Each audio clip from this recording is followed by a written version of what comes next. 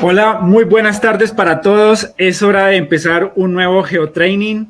Muchas gracias por aceptar nuestra invitación. De verdad, el día de hoy estoy en compañía de Luisa Suárez. Mi nombre, Rodrigo Hernández, bogotano, ingeniero civil. ¿Cómo estás, Luisa?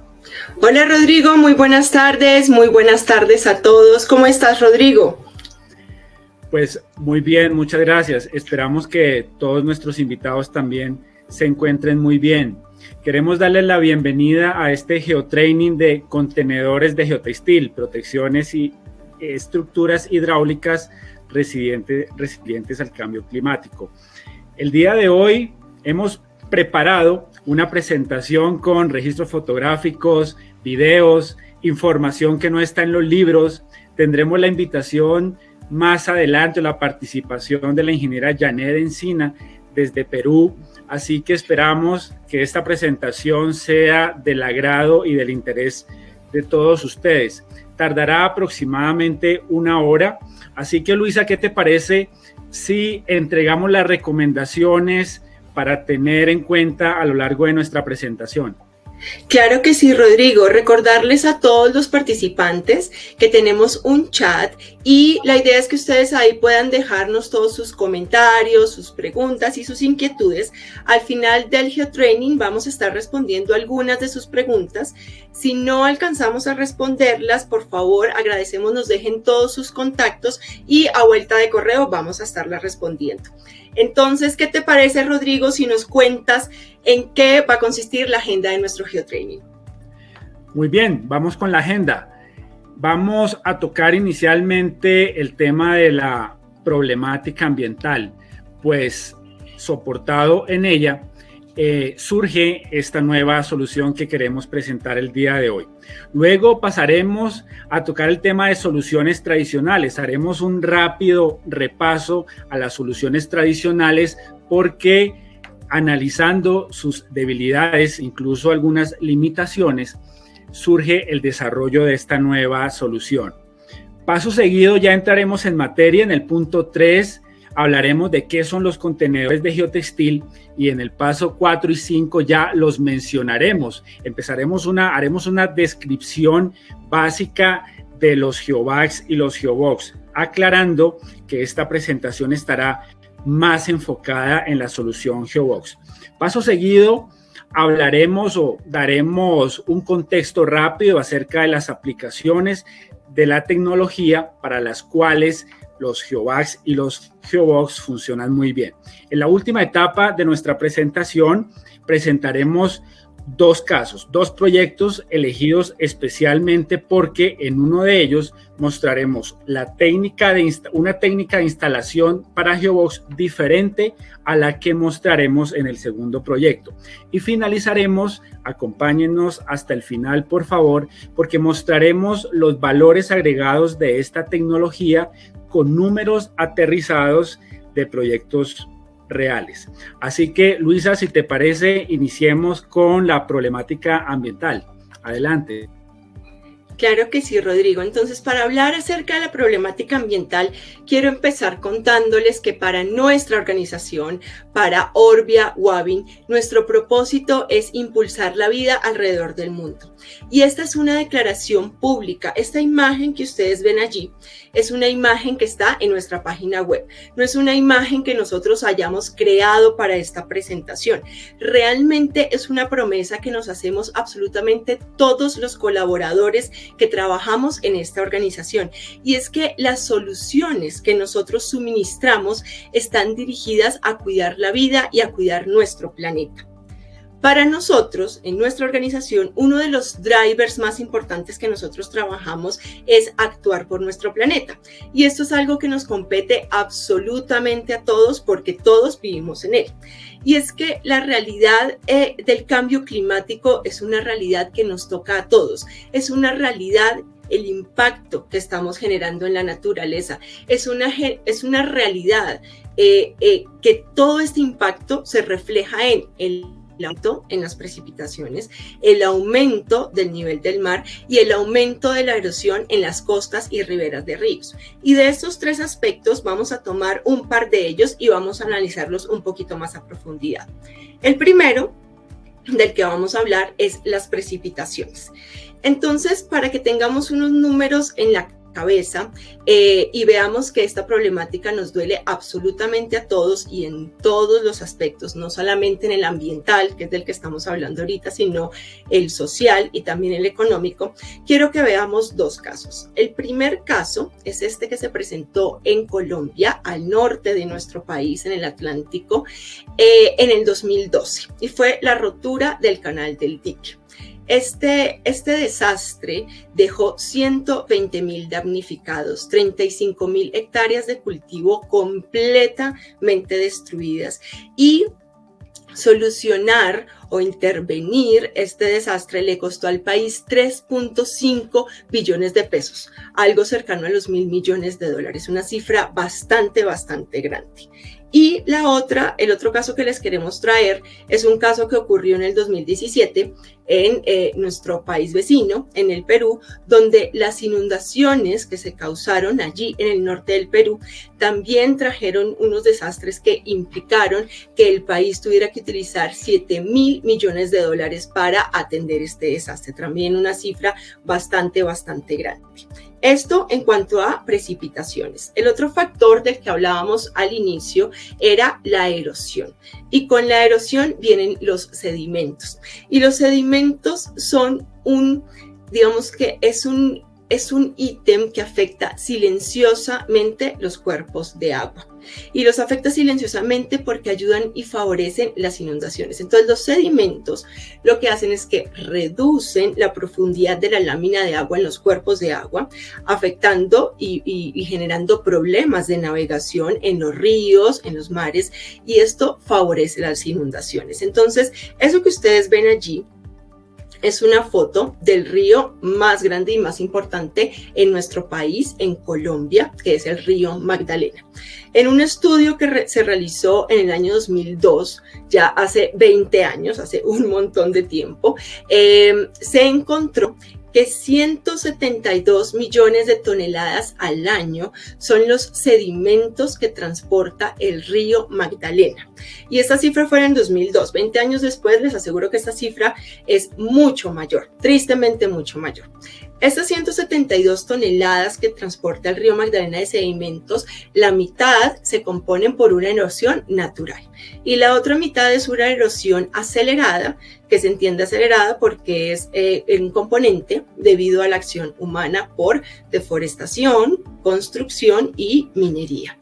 Entonces, claramente los sedimentos son un problema ambiental y son un problema ambiental bastante complicado. ¿Y por qué quiero que, digamos, que cerremos la problemática ambiental con los sedimentos? Porque si bien los sedimentos son un problema ambiental bastante complejo, en las soluciones que hoy Rodrigo, Janet y yo les vamos a hablar, los sedimentos se pueden convertir en un insumo y pueden pasar de ser un problema a ser parte de la solución.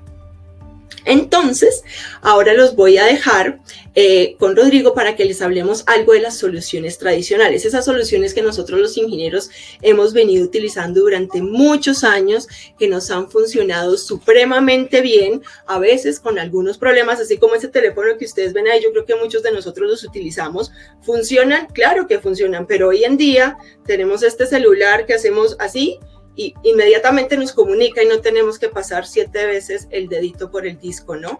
Entonces vamos a conocer esas soluciones tradicionales que hemos manejado, pero pues vamos a conocer cómo podríamos mejorar eso. Entonces, Rodrigo, te los dejo, te los entrego para que nos cuentes un poco de las soluciones tradicionales.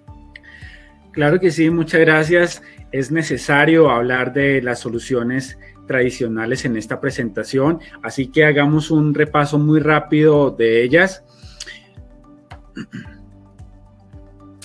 Hablemos primero de los sobredimensionamientos de las soluciones tradicionales. Es el caso, por ejemplo, del enrocado, en el que el espesor de protección en algunos casos es mayor al diseñado, lo que se traduce en mayores costos, o en algunos casos es menor al diseñado, lo que podría impactar contra la funcionalidad. ¿No es cierto? Veamos una segunda limitación de las soluciones convencionales. Nos referimos a la baja capacidad para resistir las deformaciones de algunas de ellas, como por ejemplo las losas de concreto prefabricadas. Pueden ver en esta fotografía cómo la deformación del suelo de soporte de la solución genera algunos espacios y vacíos que van a permitir al agua ingresar, y por ello, eso puede generar la pérdida de soporte de la misma solución y de hecho disminuir la vida útil de la misma. Veamos una tercera. Hablamos de los altos costos de construcción. Tomamos otro ejemplo, como los prefabricados tridimensionales, los tetrápodos y hexápodos conocidos por ustedes. Para este tipo de soluciones, o construir este tipo de soluciones, implica primero formaletas metálicas para la fundida. Segundo, para la elaboración de ese concreto requerimos la explotación de materiales, incluido su transporte. Tercero, los equipos pesados para el izado y posicionamiento de estos elementos, todo en conjunto traducido en altos costos de construcción. Veamos una cuarta, que será la dependencia del material de lleno, y es el caso típico de la solución con gaviones, pues allí dependemos principalmente, o quien gobierna el precio de esta solución será la distancia en la cual hallaremos la piedra para llenar las canastas, lo cual será definitivo para hacer viable o no económicamente el proyecto. Veamos una quinta, y hablamos o nos referimos de los bajos rendimientos de construcción. Soluciones como el tablestacado metálico o sintético, que se ven muy bien, por supuesto, han funcionado muy bien, tienen una limitación, por ejemplo, para aquellas obras que se necesitan construir de emergencias o muy rápidamente. El peso o incluso el proceso constructivo usado para su instalación hace muy lentos o muy bajos los rendimientos de obra. Y veamos una quinta en nuestro recorrido, y hablamos de las altas emisiones de dióxido de carbono, de CO2. Cuando usamos, por ejemplo, materiales granulares para construir plataformas de soporte o de cimentación, pues estamos incluyendo tiempo de máquinas durante la explotación y también durante la instalación. Eso se traduce en emisiones, en altas emisiones de CO2. Allí las 6 debilidades que hemos identificado, sobre las cuales nos apoyamos para el desarrollo de la solución que queremos presentarles el día de hoy. Así que, ¿por qué no entramos en materia, Luisa, y empezamos a hablar de los contenedores de geotextil? ¿Qué son? Muy bien, Rodrigo, muchísimas gracias. Entonces ya vamos a entrar en materia, ¿no? En lo que nos compete en este GeoTraining, y es hablar de los contenedores de geotextil. Entonces, los contenedores de geotextil son elementos flexibles fabricados a partir de geotextiles tejidos. Los geotextiles tejidos pueden estar hechos sin diferentes polímeros. Hemos trabajado el polipropileno, poliéster o la combinación de ambos, y pueden ser también fabricados en diferentes tipos de resistencias de geotextil que se ajustan pues a los requerimientos de los proyectos. Estos elementos flexibles o estos contenedores pueden ser llenados con material de sitio. Ese es uno de los grandes valores agregados de esta tecnología, y lo vamos a estar hablando a lo largo de todo el GeoTraining. Y la idea es poder utilizar material de sitio, material de corte, de préstamo, ojalá también los materiales que tenemos de sedimentos en los cuerpos de agua, que lo hablábamos ahorita en la parte ambiental. Ojalá pudiéramos utilizar esos materiales. Si no, también podemos utilizar materiales de cantera. Y estas aplicaciones son utilizadas, o estas soluciones son utilizadas en aplicaciones de control de erosión, riberas de ríos, barreras de protección y otro tipo de aplicaciones que ahora más adelante vamos a entrar a hablar en profundidad de ellos. Acá en los contenedores de geotextil tenemos dos componentes importantes. Y aquí en esta diapositiva simplemente quiero que tengamos unos parámetros generales para saber cuándo elegimos el uno o el otro. ¿sí? Entonces vamos a hablar muy generalmente de los dos, de los geobags y de los geobox para luego entrar un poquito más al detalle. Los geobags son elementos que se pueden izar. Ustedes ven ahí una foto de un geobag, es un elemento que tiene unas reatas, son estas correas blancas que ustedes ven allí, y desde ahí se pueden coger y se pueden izar. Entonces son elementos izables y se pueden izar una o varias veces, ahorita también vamos a hablar de eso, mientras que los geobox son elementos, son contenedores grandes, de gran tamaño, de gran volumen, y por ese gran tamaño y gran volumen no son izables.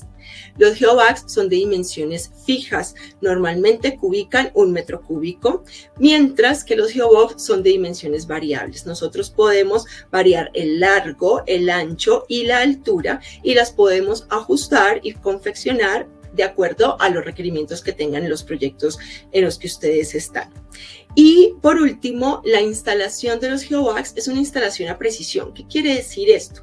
Que si nosotros instalamos un geobag en un punto y decimos, no, ahí no debería ir el geobag, simplemente lo podemos volver a izar y lo ponemos en el lugar en el que corresponde. Con el geobox no podemos hacer esto, porque el geobox es un elemento supremamente robusto que una vez lleno el geobox, ahí quedó, ¿no? No lo podemos mover. Entonces, el geobox, a diferencia del geobags, tiene dos tipos de instalación, in situ o por lanzado. Esas son a grandes modos las diferencias entre los dos elementos, pero ya vamos a entrar a hablar de cada uno de ellos.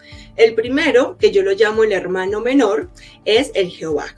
Entonces, el geobag, esta es la ficha técnica del geobag, como lo nombrábamos ahorita, tiene unas dimensiones fijas, ¿no? Entonces, la base del geobag es de 94 centímetros por 94 centímetros, un cuadrado, y su altura puede ser de 100 centímetros de alto o de 115 centímetros de alto. Eso nos ubica más o menos 1 metro cúbico. Esas son las dimensiones del geobag.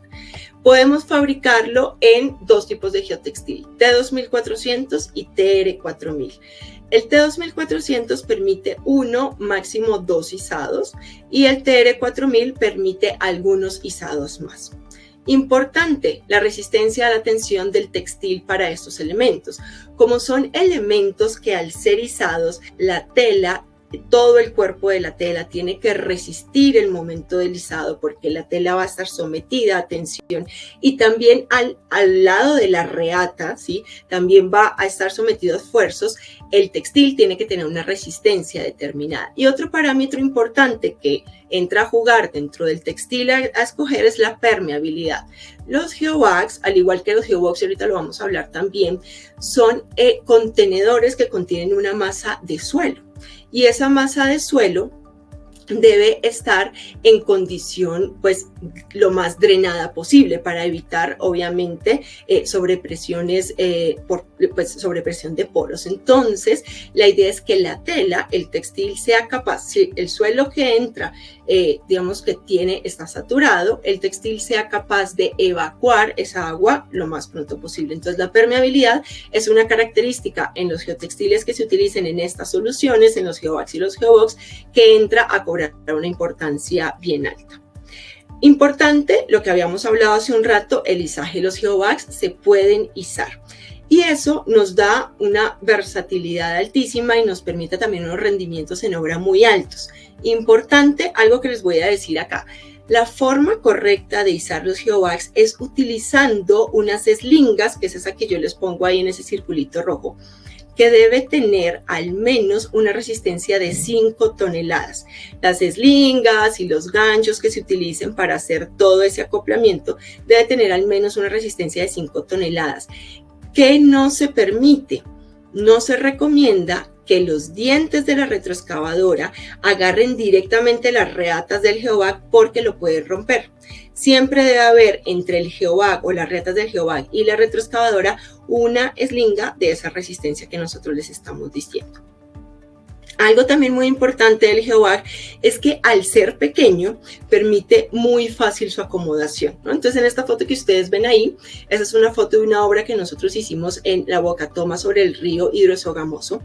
Entonces el geobag se permite acomodar muy fácilmente entre los espacios que hay entre tubería y tubería. Esas son las tuberías de la captación de la Bocatoma, y el geobag se acomoda perfectamente, y con estos geobags se conformó la boca toma para luego con un flexocreto terminar toda la obra y construir la boca toma. Entonces el GeoBack permite una acomodación muy práctica y muy versátil. Por último, el material de lleno. Como les hemos dicho, ideal poder usar material de corte, material de préstamo, ¿no? El material que tenemos en el sitio, pero si no lo tenemos, si no tenemos un material de fácil consecución, bueno, pues también podemos utilizar arena, podemos utilizar material granular seleccionado, afirmado, base granular o subbase granular. Importante, evitar sobretamaños. El GeoBack, como es un elemento pequeño, ¿sí? Es de 1 metro cúbico, sobre tamaños vamos a entender tamaños mayores a 2 pulgadas. Esos materiales debemos evitarlos. Y también debemos evitar materiales que sean filosos o puntiagudos que puedan romper el geotextil. Evitar lanzamiento bruscos del material que puedan dañar el geotextil en el momento del llenado y una deficiente acomodación del material. Entonces la idea es que el material con el que llenemos el GeoBack quede muy bien acomodado en la bolsa para que la bolsa quede pues bien formadita y se vea muy bien. Eso en cuanto a el GeoBack. Ahora vamos a hablar del hermano mayor, que es el GeoBox, estos grandes contenedores de geotextil. El GeoBox, a diferencia del GeoBack, se puede confeccionar en diferentes tipos de geotextil. En geotextiles de polipropileno, de poliéster o la combinación de ambos, que si ustedes han estado en otros geotraining que hemos dado, son los geotextiles HF. Importante también la resistencia a la tensión de estos geotextiles, aunque los GeoBox son elementos que no se van a izar. Igualmente es muy importante que la resistencia del geotextil sea alta porque igual son elementos que van a contener grandes volúmenes de suelo. Y la permeabilidad, por lo que hablábamos ahorita. La idea es que el suelo que esté dentro de este tipo de soluciones, pues digamos, el agua pueda salir a través del geotextil y el suelo que esté dentro pues no esté en condición saturada. Muy importante, en nuestros proyectos nosotros debemos conocer cuál es el tipo de instalación que vamos a tener para nuestro GeoBox. Y para eso tenemos dos tipos de instalación, lanzado o in situ. Lanzado es la fotografía que ustedes ven a mano izquierda, este es un ejemplo de lanzado. Y lanzado entendamos todo lo que se pueda digamos que en este caso, por ejemplo, en el de la volqueta está parqueando en reversa. Ese GeoBox fue llenado previamente en el volco de la volqueta y se desliza a través de la volqueta y se lanza. También hemos lanzado desde plataformas flotantes, plataformas en suelo. Entonces, todo lo que implique lanzar, deslizar desde cualquier tipo de plataforma es lanzado. In situ, como la fotografía que ustedes ven ahí a mano derecha, es cuando nosotros llenamos el GeoBox en el lugar de disposición final del elemento, ¿sí? Y lo que hacemos ahí es utilizar formaletas especiales, que ahora más adelante vamos a hablar acerca de ellas, formaletas especiales para darle, obviamente, forma al elemento y allí va a quedar el elemento. Tenemos esos dos tipos de instalación. Esto simplemente es una foto para mostrarles la técnica 1, que es el lanzado, por ejemplo, desde plataforma flotante, y esta es la técnica 2, que es lanzado desde volqueta, que por lo menos acá en Colombia últimamente se ha utilizado muchísimo esta técnica y da unos muy buenos resultados y también tiene unos rendimientos bastante importantes en obra. Esta es nuestra ficha técnica de GeoBox, lo que les decíamos en algún momento acerca de las medidas, ¿no? Dentro de nuestra ficha técnica hay unas dimensiones sugeridas, ¿sí? Pero la idea es que nosotros podemos confeccionar estos elementos a la medida que la obra y el proyecto lo requiera. Tenemos unas dimensiones sugeridas donde la más pequeña que hemos trabajado hasta el momento tiene un largo de 2 metros, ancho de 1,25 y una altura de 1,10. Y la más grande que hemos trabajado tiene un largo de 4,40, un ancho de 2,10 y una altura de 1,40. Pero como les digo, podemos ajustarnos a la medida que el proyecto lo necesite. También podemos trabajar con diferentes especificaciones de geotextil. Vamos desde el TR4000 hasta el TR7000 HF. Y luego a mano derecha tenemos una columna que habla de la instalación. Muy importante, algo que les voy a mostrar. Digamos que en todos los geotextiles habla de instalación in situ, excepto la última. La última habla de instalación lanzado. Siempre que nosotros vayamos a utilizar esta técnica de instalación lanzado, el Geobox debe ser confeccionado en TR7000. Ya vimos que cuando se va a lanzar desde una plataforma, desde una volqueta, los requerimientos del geotextil deben ser mucho más altos, o sea, los esfuerzos a los que se somete el elemento son bastante altos. Entonces, aquí tenemos que utilizar sí o sí un geotextil de mucha mayor resistencia y en este caso es el TR7000. En cuanto al material de lleno, las mismas recomendaciones que teníamos para el GeoWag, excepto que aquí hablamos de sobretamaños, como es un elemento mucho más grande, aquí hablamos de sobretamaños, elementos de mayores de 4 pulgadas. Entonces, cuando tenemos un elemento, un material de más de 4 pulgadas, ese material no lo vamos a utilizar dentro del Geobox. De resto, pues las mismas recomendaciones que habíamos dado para el GeoWag. Entonces, ahora, Rodrigo, te pido que nos acompañes y nos hables un poco acerca de las aplicaciones que tenemos para estas tecnologías. Claro que sí, seguramente nuestros invitados ya tendrán en su cabeza algunas de las aplicaciones para las cuales GeoVax y Geobox pueden servir. Sin embargo, nombremos algunas a continuación. La primera de ellas sería la protección de riberas, aquella en donde coloco GeoVax o Geobox simplemente para proteger la margen y detener un proceso erosivo o de socavación. Una segunda aplicación ya sería ese detenimiento del proceso erosivo y de socavación, pero acompañado de una contención del suelo que está en la espalda del elemento. Ahí vemos una fotografía, por ejemplo, se usan mucho los Geobox cuando tengo la oportunidad de trabajar en seco. Por el contrario, cuando tengo lámina de agua y debo sumergir el elemento, los Geobox que tienen sus reatas y son aptos para izado son más usados en ese caso. Veamos una tercera aplicación, que sería la construcción de estructuras hidráulicas. Muchas estructuras hidráulicas, algunas veces por su complejidad, por sus geometrías, requieren elementos pequeños. En ese caso, los Geobox serían una solución interesante. Cuando la solución es robusta y las formas no son tan complejas, los Geobox funcionarían muy bien. Veamos una cuarta, por ejemplo, los rellenos y plataformas de trabajo. En muchos casos tenemos suelos de bajas capacidades portantes, bajo soporte, así que soluciones como los Geobox o los Geobox que confinan el material o el material de sitio, por ejemplo, me podrían aumentar la capacidad de soporte de ese suelo. Y veamos una más y nos referimos a los diques o jarillones. Estructuras que se construyen de tipo temporal o definitivo, puede ser. Vemos en el esquema, en la parte superior izquierda, un dique construido con Geobox izado y en la parte inferior derecha, un dique construido con Geobox. Vean ustedes cómo la excavadora avanza sobre este jarillón de Geobox. A su paso debe tener una capa de material en la parte de abajo para que la oruga no afecte el contenedor, pero de esa manera puede avanzar e ir colocando Geobox en la parte de adelante del recién instalado, ¿no es cierto? Tenemos esas aplicaciones, les repito, seguramente ustedes han usado esta solución o tendrán ya en su cabeza algunas soluciones adicionales, pero no olvidemos la siguiente recomendación.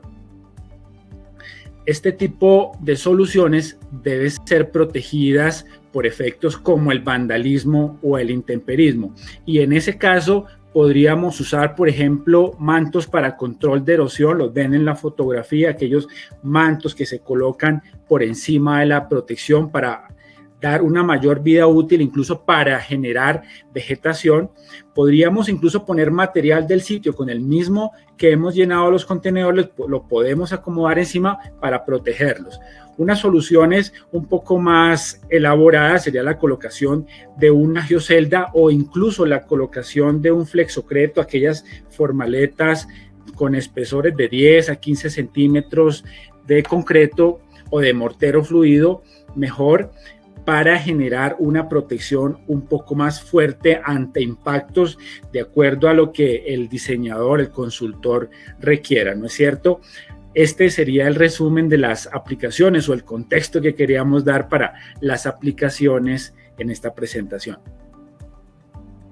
Y por supuesto sus comentarios estarán allí en donde nos ayuden o nos indiquen otras aplicaciones para que nosotros podamos tener en cuenta y evaluarlas. Y ahora sí, entremos a los casos de éxito. Si te parece, Luisa, ¿no es cierto?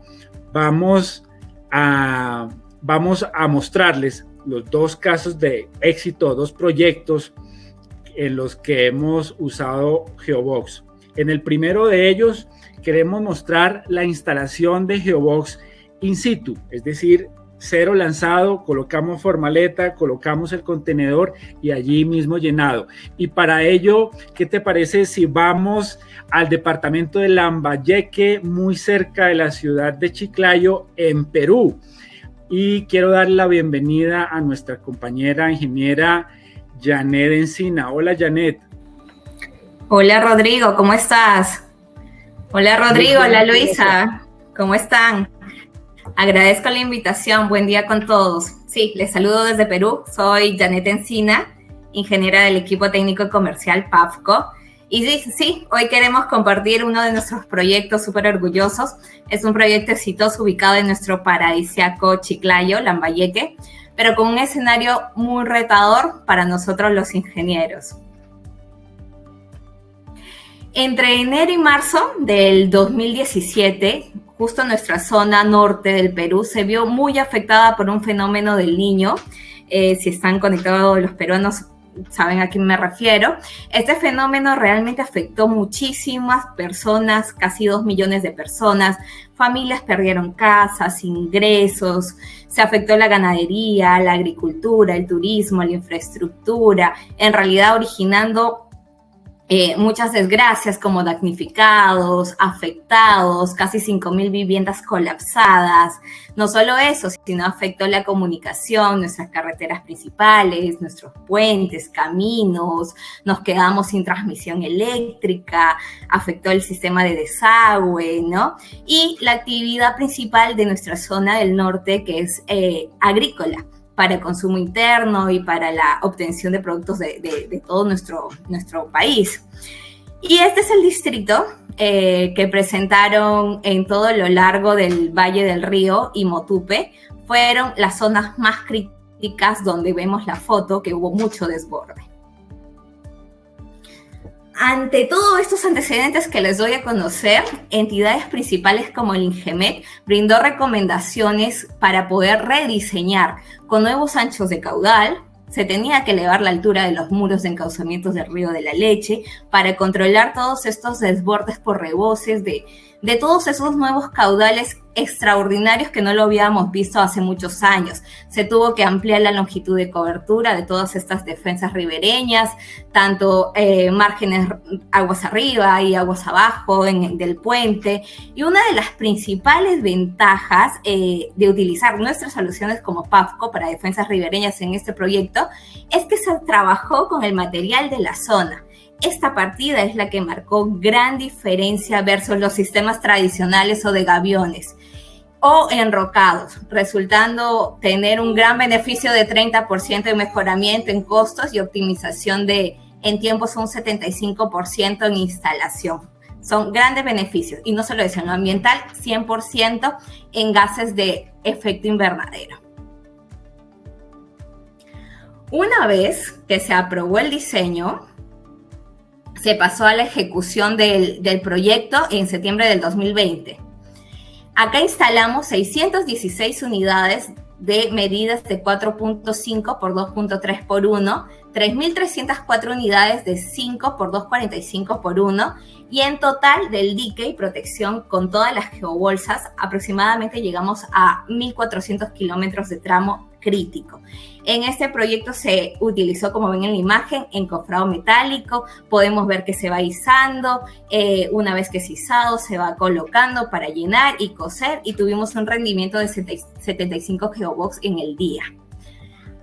Finalmente, podemos ver nuestro proyecto que está cumpliendo su función correctamente, exitosamente, con un gran antecedente que luego, casi después de un año, se dieron nuevamente lluvias, subió totalmente el caudal y la Gerencia Regional de Agricultura y la Autoridad de Reconstrucción con Cambios inspeccionaron todos los trabajos realizados en las defensas ribereñas del río La Leche y como resultado de nuestra tecnología de Geobox con PAFCO llegaron a una conclusión que es la solución que reúne todas las condiciones para el soporte de este manejo hidráulico que está superando 900 metros cúbicos por segundo, es bastante alto. Además indicaron que estos trabajos están protegiendo aproximadamente 20.000 agricultores de todas las zonas, que es una solución totalmente integral y siendo la garantía para el encauzamiento de toda esta zona del río La Leche. Este año, 2022, seguimos súper enfocados a aportar con información, con experiencia súper exitosa y casos exitosos para todos los consultores, con un equipo lleno de especialistas. Eso es, Rodrigo. Muchas gracias por brindarme este espacio. Te doy el pase. Muchas gracias, Janet. Muy interesante este proyecto y me parece que debemos completarlo incluso. Esta solución de Geobox debemos completarlo con algunos valores agregados, incluso también mostrarle a nuestros invitados algo del proceso constructivo, ¿no es cierto? Así que veamos algo más de lo que tenemos preparado para esta solución de Geobox. Por ejemplo, será opcional la colocación de unos tensores como los ven en la fotografía. Son estas reatas transversales a los Geobox, fabricadas o confeccionadas en el mismo material del contenedor que nos servirán para mantener la forma del elemento y para conservar su altura efectiva después del llenado, principalmente cuando estas soluciones están compuestas por varias filas, es decir, un Geobox encima de otro, pues debido a la altura del contenedor, cuando superamos los 80, 90 o 1 metro de altura, la carga del Geobox que está en la parte superior tenderá a disminuir o a deformar verticalmente el contenedor. Por eso, estos tensores me ayudarán al contenedor a mantener su forma prismática, ¿no es cierto? Y veamos algo del proceso constructivo. Empecemos hablando de la formaleta para estos Geobox colocados in situ por ahora. Por ahora nada de lanzado. In situ podemos usar formaletas metálicas como lo ven en la fotografía. Podríamos usar también encofrados de madera, formaletas de madera, algunas más elaboradas y más complejas que otra como la que vemos en esta fotografía y algunas un poco más artesanales pero igual funcionales como el tablero que ven allí que encofra el contenedor Geobox. Es un tablero muy sencillo, pero que nos permite el cierre en ese cuerpo de agua mediante la ayuda de una excavadora que va llenando el contenedor para irse dando paso hasta llegar a la otra orilla. ¿No es cierto? Importante para nuestras formaletas que sean firmes para que no se pierda el dimensionamiento o la forma de nuestros Geobox, que sean prácticas, es decir, que se puedan armar rápido y desarmar rápido para que no afecten los rendimientos de obra, adicionalmente que sean seguras para no afectar en ningún momento la integridad de los trabajadores y adicionalmente que sean superficies lisas preferiblemente, que no tengan ningún punzonamiento, ningún elemento salido que pueda llegar a rasgar la tela del contenedor o el geotextil del contenedor. ¿No es cierto? Veamos un aspecto más adicional de la formaleta, hablamos de las mordazas. Encerramos en un círculo rojo una de ellas, porque es un elemento importante cuando lleno Geobox in situ con este tipo de formaletas. Cuando coloco el material dentro del Geobox, las telas o el geotextil de las paredes verticales intenta recogerse por la natural caída del material, así que este tipo de mordazas me mantendrán perimetralmente la parte superior del Geobox en la parte de arriba para que cuando yo vaya a colocar la tapa y a coserla pues lo pueda hacer, ¿no es cierto? Como recomendación adicional, cuando uso Geobox con tensores y mordazas, debo colocar, nuestra recomendación pues es colocar intercaladamente las mordazas con los tensores. Esto evitará acumular esfuerzos en esa vertical interna del geobox cuando lo esté llenando. Así que la recomendación es coloquémoslos intercalados para no correr, para que nuestro geobox no sufra esfuerzos adicionales. Veamos una más del proceso constructivo. Hablamos de la costura de la tapa. Por supuesto, el geobox llegará a obra con costura de las aristas industriales. Sin embargo, en obra faltará coser 3 lados de la tapa. Un lado de la tapa ya viene añadido al contenedor.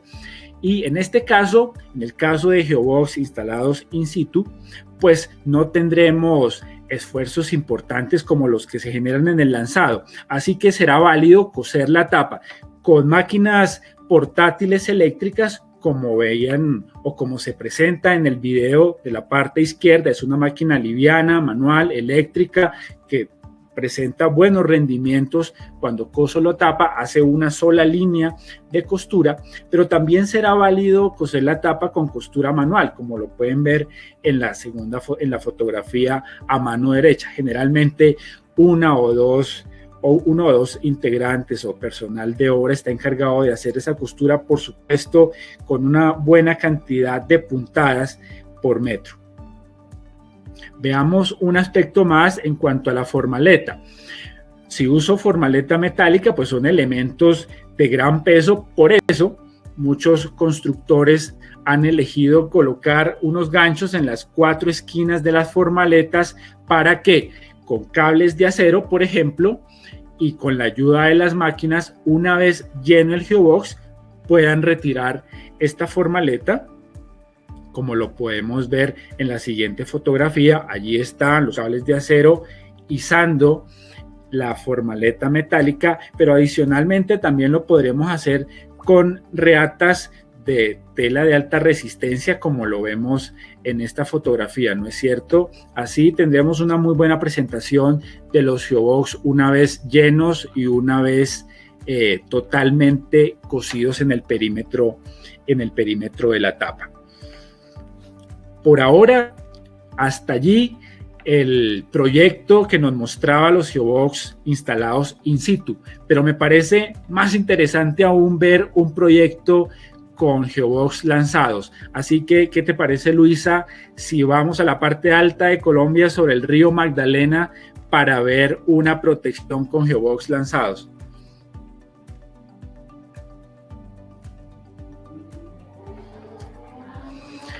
Ya nos encontramos ubicados sobre el río Magdalena. Vamos a ver un caso típico de afectación de la margen, en la que generalmente quien sufre el daño pues es la misma población. ¿Por qué? Porque los casos de erosión, de socavación de las márgenes muchas veces generan inundación de poblaciones, pérdida de banca, pérdida de fincas muy cercanas a los cuerpos de agua. Así que en este caso el reto era detener ese proceso erosivo mediante la contención con geobox, y gracias a la geometría pues se facilitó el empleo de geobox lanzados, como lo están viendo en el video. Fue aprovechado el volco de la volqueta para que desde allí nos sirviera de plataforma para hacer el descenso o el lanzado de este geobox de 4,25 metros de largo, 2,28 de ancho y 1,45 de altura, 14 metros cúbicos cúbica. Esto nos da la oportunidad de avanzar con buen ritmo en la protección, ¿no es cierto?, aprovechando el material de sitio. Esta fue la solución que se presentó. Y en cuanto a formaleta usada, pues les mencionaba, el mismo volco de las volquetas nos sirvió como formaleta. Como dato importante allí, dentro de las recomendaciones que debemos tener para la parte interna de estos volcos, es que las superficies sean lisas. Nosotros queremos evitar que cuando el geobox esté deslizando, alguna punta o algún elemento rasgue la tela del contenedor, y por su peso y la velocidad que toma cuando está descendiendo podría rasgar este contenedor y hacer perder el material. Como tip adicional, muchos constructores lo saben, las volquetas en su parte interior tienen un dispositivo o un elemento que es donde le permite subir y bajar el volco. Para ello, pues, generalmente se coloca un tablero como el que ven en la fotografía para no permitir que el geobox por ese lado pierda su forma vertical, ¿no es cierto? Veamos algo más de información acerca de las formaletas para lanzado, porque no solamente se lanzan desde los volcos de las volquetas. Aquí tenemos desde una plataforma flotante cómo se construyeron varios encofrados que están unidos mediante un pivote al borde de la plataforma, y con la ayuda de la excavadora y guayas levanto el lado contrario del encofrado, lo elevo para generar una rampa de deslizamiento de esos geobox y permitir que caigan al agua, ¿no es cierto? Es otra forma de lanzarlo. Les repito, no solamente desde volqueta se pueden lanzar. Es muy importante tener cuidado con la costura del geobox. Como les decía, este contenedor llegará a obra faltando la costura de la tapa, por supuesto, pero será la costura de la tapa la que mayor esfuerzo presente. Fíjense la forma en la que caen los geobox. Caen en forma de C, y al caer en forma de C coincide la parte externa de la C coincide con uno de los lados de costura de la tapa. Así que es muy importante tener en cuenta los siguientes 3 aspectos. Por supuesto, todo el personal técnico comercial nuestro podrá entregar las recomendaciones acerca de qué tipo de máquina de coser es adecuada para hacer la costura de estas tapas.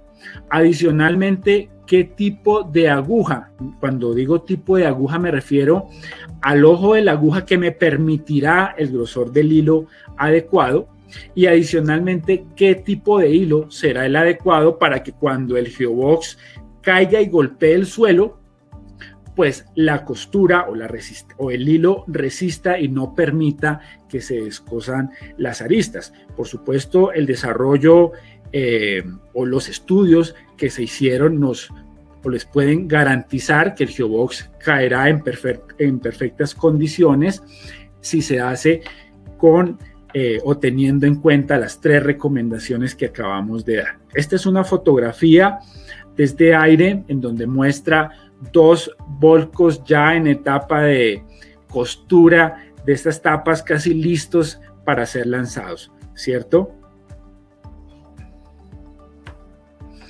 Me gustaría mostrarles entonces este video de una máquina de coser eléctrica portátil en donde mostramos cómo rápidamente se hacen las costuras de la tapa en todo su perímetro. Como ven, es una máquina que presenta muy buenos rendimientos y recomendamos que sea una doble costura la que se haga en la tapa.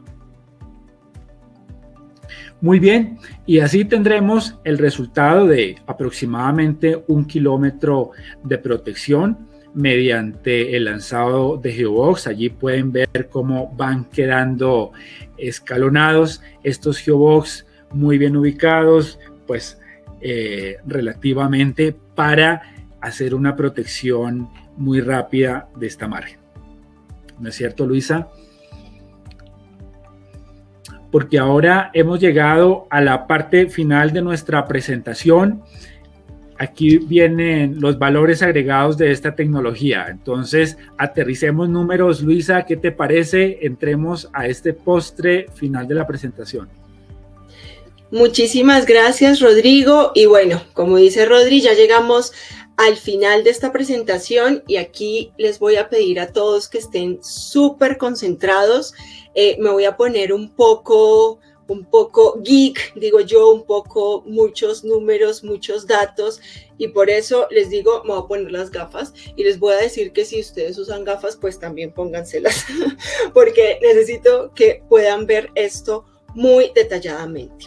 Entonces, cuando hablamos de valores agregados de estas soluciones, el valor agregado principal definitivamente es poder utilizar los materiales que tenemos disponibles en la obra, que tenemos cerca, los materiales de sitio, materiales de préstamo, materiales de corte, ojalá también incluso lo que hablábamos en algún momento, los materiales que son los sedimentos de los ríos, ojalá podamos utilizar esto, sin transportar materiales largas distancias, sin pasivos ambientales mineros, que finalmente esto nos deja unos impactos ambientales altísimos y también unos sobrecostos altísimos. Entonces, este sería el valor agregado principal. Casi que aquí podríamos terminar el postre, ¿no? Pero quiero disgregar un poquito más esto y quiero contarles cómo que es el valor agregado principal de los contenedores de geotextil, de los geobags y de los geobox, cómo impactan fuertemente en dos aspectos más, y es el aspecto ambiental y el aspecto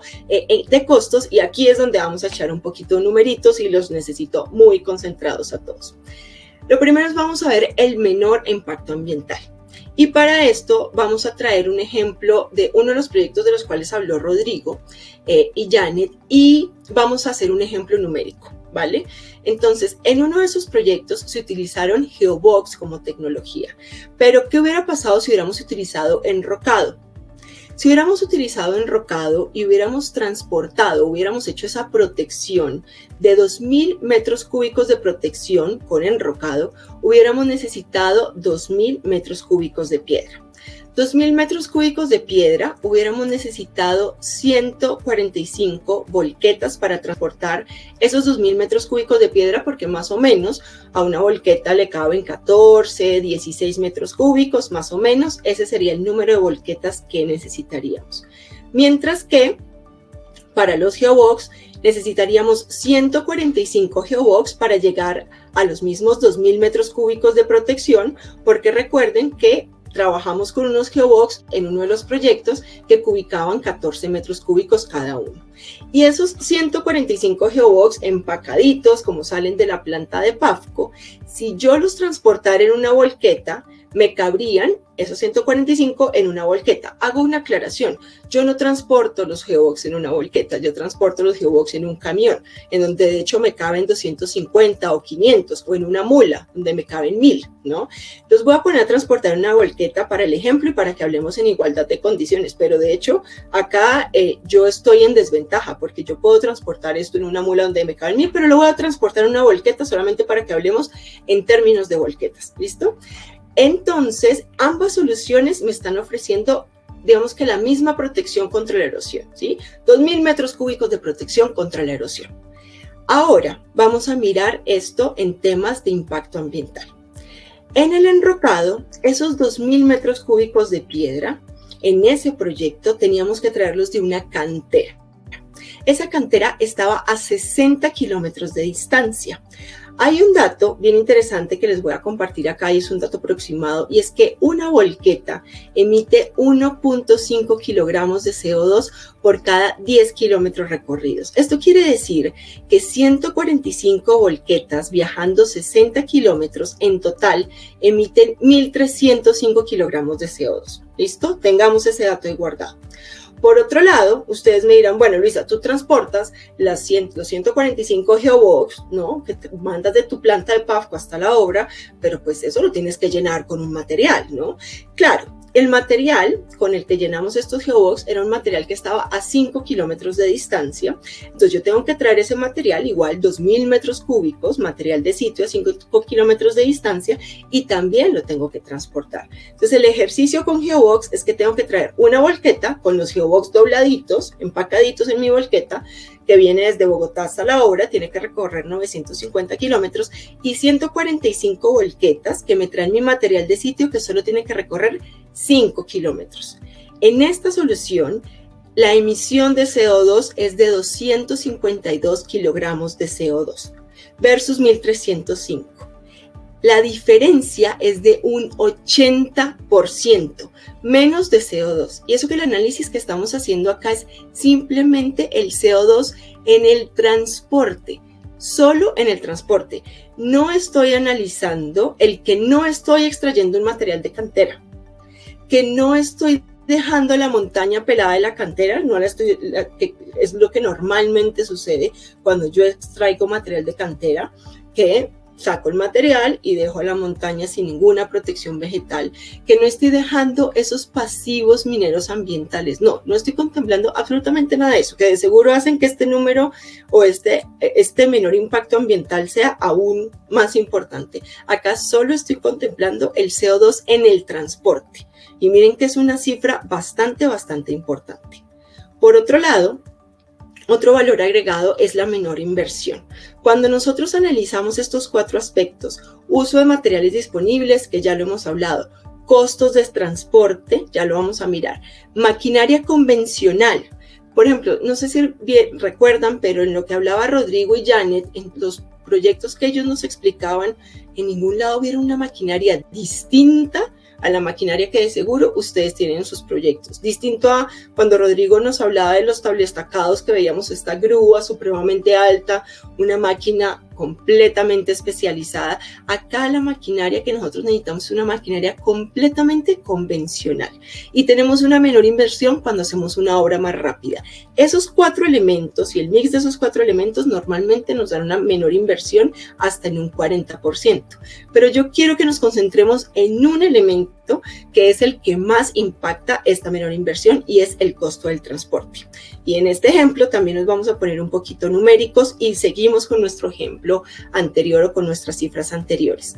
Acá en Colombia, el costo del metro cúbico kilómetro cuesta o está en $0.3, o sea, un metro cúbico cuesta $0.3 transportarlo 1 kilómetro. Entonces, transportar ese material de cantera a 60 kilómetros y transportarlo hasta la obra me cuesta $18 el metro cúbico.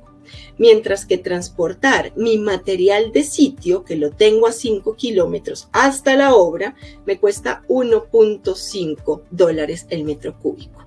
El ahorro en transporte es del 92%. El ahorro es absolutamente todo. Y por último, tenemos el menor impacto social, y este no es un valor agregado que sea de menor importancia para nada. Imagínense ustedes que en sus poblaciones ya no tengan que pasar 145 volquetas y viajar kilómetros desgastando las vías y nuestra infraestructura, que de por sí ya tiene bastantes problemas, y seguro las de los países que también hoy nos acompañan en las charlas, México, Perú, de seguro también están desgastadas. Entonces no vamos a tener 145, hablando de las volquetas del ejemplo, volquetas viajando, atravesando el país para llevar un material de un lugar al otro, sino que ya vamos a poder contemplar y tomar el material que está ahí, cerca del sitio. Y si a eso le sumamos que vamos a tener un menor tiempo de ejecución, que vamos a poder hacer los proyectos no en un año, sino tal vez en 7 meses, esto es menor impacto social. Esto es pensar en la gente. Esto es actuar en favor de la gente. Eso es impulsar la vida alrededor de nuestras comunidades, que era lo que hablábamos al inicio de la charla y es el propósito de nuestra organización. Entonces, esos son los valores agregados que ofrece esta tecnología y con esto queríamos cerrar la charla de hoy. Rodri. Gracias, Luisa, de verdad, excelente. Yo espero que nuestros invitados hayan quedado complacidos con esta información que en esta hora o para la que esta hora nos alcanzó, ¿no es cierto? Tratamos de incluir una gran parte, un gran temario en estos slides para que fuera del interés, utilidad y agrado de todos. No sé qué te parece, creo que tenemos tal vez un par de minutos para 1 o 2 preguntas. Seguramente las que se nos queden por fuera, las que no nos dé el tiempo para contestar, pues tenemos sus correos electrónicos, ya que a través de ellos se inscribieron a la presentación, ¿no es cierto? Y por correo electrónico todo nuestro equipo las terminará de contestar. Contestemos 2. Dale, Rodrigo, si quieres déjame, a ver, miremos una acá. A ver, leamos esta. Buenas tardes, los saludo desde Colombia, muy interesante. Quisiera saber cómo se diseña una protección con Geobox. Gracias. Si quieres, Rodri, ¿nos ayudas con esa? Bueno, oye, por el tiempo, desafortunadamente no pudimos incluir el tema de diseño. Sin embargo, para no hacerlo en detalle, respondamos de la siguiente manera. El diseño de este tipo de protecciones con Geovax y Geobox está constituido por 2 ciclos de diseño. El primero, una campaña de exploración en el que se hacen estudios tanto hidráulicos como geotécnicos. Allí también se incluye la toma de una topografía y una batimetría, porque en este tipo de soluciones las profundidades del cuerpo de agua en donde se van a colocar los contenedores pues juega un papel muy importante. Una vez se hacen estos estudios y se hacen estas topografías y estas batimetrías, ya luego para la implantación de la solución, pues se tendrán en cuenta adicionalmente análisis geotécnicos, como por ejemplo el chequeo de factores de seguridad ante deslizamiento, ante volcamiento, capacidad portante y asentamiento. Y adicionalmente ya la parte hidráulica, los análisis hidráulicos, por ejemplo, mostrarán qué tamaño de elemento o qué tamaño de contenedor podrá ser el que se instale para que con su peso no sea arrastrado por la corriente. Por supuesto, se tendrá también que tener en cuenta la velocidad del río, del cuerpo de agua en general. Digamos que básicamente esa sería la respuesta respecto a los diseños. Sin embargo, está nuestro departamento de ingeniería muy atento para responder, para dar respuesta a un diseño ya para un caso en particular o un caso puntual, ¿no es cierto? De acuerdo, Rodrigo. Veamos otra. A ver, ¿escojo yo? Dale, escoge una, busca una. A ver, las soluciones con Geobox tienen distintas telas. ¿Cuáles son los parámetros técnicos para escoger el tipo de tela con la que se debe construir el Geobox? Te dejo esa. Ok, vale. Bueno, pues vimos algo en la charla, pero bueno, aquí básicamente podríamos hablar de varios puntos o varios criterios para saber qué tipo de geotextil utilizar en nuestro Geobox. Uno puede ser la supervivencia del geotextil. A veces hay proyectos o hay clientes que nos dicen, mire, yo necesito hacer esta obra con Geobox, pero va a ser una obra temporal, ¿saben? Necesito que dure los 3 meses que voy a hacer este cierre y no necesito que dure más. Entonces ese puede ser un parámetro. O yo necesito que esta obra sea para siempre, ¿no? Pues para el periodo de diseño que yo la voy a diseñar. Entonces la supervivencia del geotextil es un parámetro de diseño o de selección importante para saber cuál es el geotextil que yo voy a utilizar. Lo otro, y lo veíamos cuando veíamos la ficha técnica, cuando explicábamos la ficha técnica del Geobox, es el tipo de instalación. Si recuerdan, hay un tipo de instalación que es lanzado o in situ, y decíamos que siempre que el Geobox vaya a trabajarse lanzado, siempre sí o sí debe utilizarse con el geotextil de más alta resistencia. Entonces, eso también nos ayuda a identificar, porque si va a ser in situ, pues nos permite trabajar con geotextiles de resistencias, siempre deben ser tejidos, eso es una muy buena aclaración, siempre deben ser tejidos porque los geotextiles tejidos son los que mayor resistencia a la tensión tienen. Entonces, siempre deben ser tejidos, pero cuando son in situ nos permite trabajar con los geotextiles, digamos que con un poco de menor resistencia, pero cuando son lanzados sí debemos trabajar sí o sí con un TR7000HF, por ejemplo. Otro criterio para la selección de cuál es el geotextil, pues también es el tamaño del Geobox. Cuando mostrábamos el slide de la ficha técnica, ahí también veíamos que cuando teníamos medidas de Geobox más pequeños, estábamos con el TR4000, por ejemplo. Y a medida que la medida del Geobox iba agrandándose, Entonces el geotextil ya pasaba a un TR6000HF y luego un TR7000HF, entonces el tamaño también va a jugar un papel importante. Y pues obviamente todo esto está sujeto a un diseño, ¿no? O sea, los contenedores de geotextil son estructuras pues hidráulicas que normalmente están en cuerpos de agua.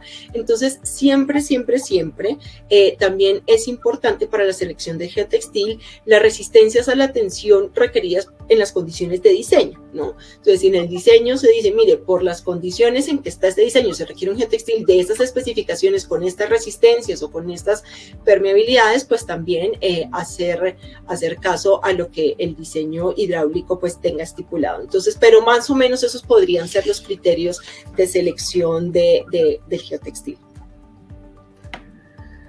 Perfecto, yo creo que queda más que respondida esa pregunta. Estamos 5:10, pasados 10 minutos, yo creo que ya por tiempo debemos dar por finalizada la charla.